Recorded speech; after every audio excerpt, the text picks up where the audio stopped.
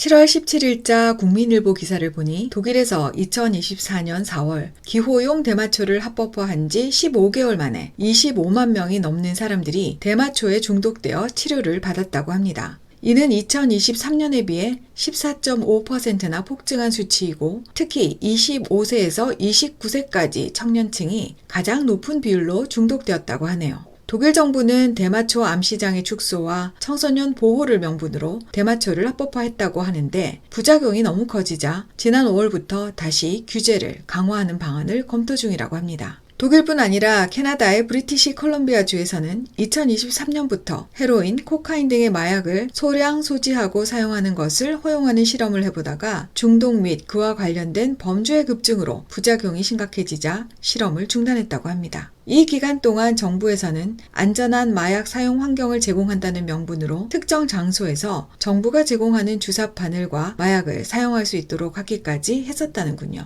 국가가 자살하는 방법이 참 여러 가지인데 그중에 가장 심각한 것이 국민들의 도덕적 기준을 낮추는 것입니다. 과거에 범죄로 간주되는 것을 합법화시키는 방식으로 어떤 특정 행위에 대한 국민들의 도덕적 경각심을 무너뜨리기 시작하면 도미노처럼 국가의 다른 영역의 기준들도 함께 무너져 내리면서 나라가 망하게 되는 것입니다. 독일과 캐나다의 경우처럼 완전히 불법이었던 마약을 특정 조건 하에서는 사용해도 된다면서 합법화시키자 국민들은 국가가 더 이상 마약을 사용하는 것이 죄가 아니라고 하니 정말로 괜찮은 일인 것 같은 착각을 하게 됩니다. 특히 젊은이들의 경우 심리적인 저항선이 훨씬 더 쉽게 무너져 버리지요. 그리고 그 결과는 마약 중독자로 죽어갈 수밖에 없는 개인이 고스란히 감당해야 합니다. 정부가 마약으로 망가진 자기 인생을 책임져 주지는 않으니까요. 독일이나 캐나다 정부가 마약을 합법화한 배경에는 마약 사용자의 인권을 보호해야 한다는 것이 가장 컸습니다. 마약 중독자라는 낙인 효과를 없애겠다느니 마약 중독자에게 보다 안전한 마약 사용 환경을 제공하겠다느니 하면서 말입니다. 그러나 서양 속담에서처럼 지옥으로 가는 길은 언제나 선의로 포장되어 있는 법입니다. 죄를 아무리 아름다운 말로 포장을 해도 죄의 결과를 없앨 수는 없습니다. 우리나라의 경우에도 간통죄가 없어지면서 바람을 피우는 사람들이 너무 당당해졌습니다. 낙태죄가 없어지면서 낙태를 권리로 인정해달라고 합니다. 심지어 세금으로 낙태 비용을 지원해달라고도 합니다. 개인의 도덕적 책임 같은 것은 이제 개나 줘버려라 합니다. 그런데 한 사람의 도덕적 기준이 무너지는 것은 그 사람의 잘못된 양심 탓도 있지만 정부가 정책과 법을 통해 사회를 떠받치고 있는 도덕의 기둥을 무너뜨리는데 앞장섰기 때문이기도 합니다. 그리고 그 정부 역시 자신들이 스스로 선한 일을 하고 있다는 확신 때문에 악을 방조하고 있다는 것을 인식하지 못하는 것이죠.